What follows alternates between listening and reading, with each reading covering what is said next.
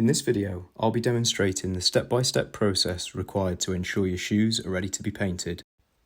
You'll need a leather sneaker, masking tape or frog tape, Angelus Preparer and Deglazer, fine grit sandpaper, although this is optional, some cotton pads, and finally some cotton buds. Firstly, remove the laces from the shoe. This will avoid any accidents and keep your laces looking fresh.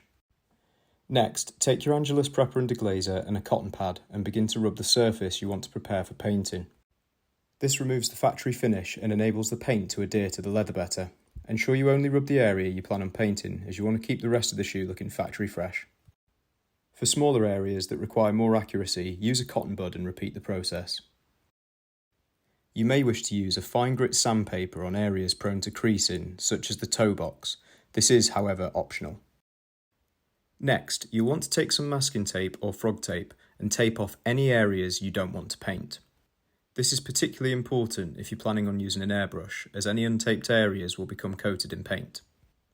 If you're a beginner, I'd highly recommend this step even if using a brush, as it will enable you to utilise techniques such as dry brushing or wet blending without covering any unwanted areas in paint.